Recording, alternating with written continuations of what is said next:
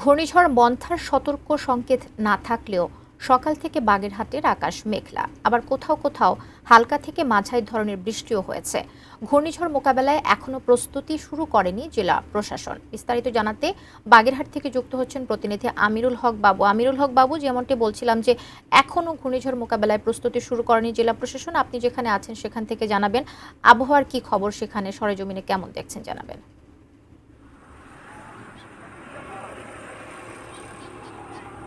আপনি যেমনটি বলছিলেন যে আবহাওয়ার ঘূর্ণিঝড়ের যে আপডেট, সে আপডেট কিন্তু আসলে যেটি আছে সেটি হচ্ছে যে এখন ঘূর্ণিঝড়ের যে পূর্বাভাস ছিল সেটি কিন্তু আবহাওয়া অধিদপ্তর থেকে তুলে নেওয়া হয়েছে। কিন্তু সকাল থেকে কিন্তু বাগেরহাটে একটু বৈরী আবহাওয়া বিরাজ করছে, কখনো গুমোট আবহাওয়া, আর সাথে সাথে কখনো দেখছি যে বৃষ্টি হয়েছে বা ঘন থেকে মাঝারি ধরনের বৃষ্টি কিন্তু হচ্ছে। এখন আমি যে এখানে দাঁড়িয়ে আছি, এখানেও কিন্তু গুড়ি গুড়ি বৃষ্টি হচ্ছে। তো কবিতা, আসলে জেলা প্রশাসনের পক্ষ থেকে যেটা বলেছেন, আমি সকালে জেলা প্রশাসকের সঙ্গে কথা বলেছি, উনি জানিয়েছেন যে আসলে যে বার্তা, সেই বার্তা কিন্তু এখনো নিম্নচাপ, তো দূরের কথা লঘুচাপেও কিন্তু পরিণত হয়নি। তো এটি যখন লঘুচাপে পরিণত হবে এবং নিম্নচাপের আকার ধারণ করার পূর্বাভাস পাবে, তখন থেকে তারা এই প্রস্তুতি গ্রহণ করবেন, এমনটি কিন্তু নিশ্চিত করেছেন জেলা প্রশাসনের পক্ষ থেকে।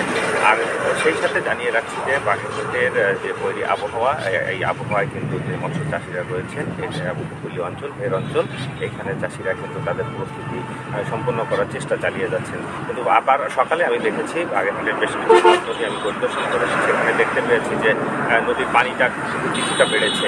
এটা কি আসলে এই যে বৈরী আবহাওয়ার কারণে নাকি ভরাকাটাল, এটা আসলে আমি নিশ্চিত করতে পারছি না। তো কবিতা, এই ছিল আসলে বাগেরহাট থেকে ঘূর্ণিঝড়ের সর্বশেষ সংবাদ। কবিতা।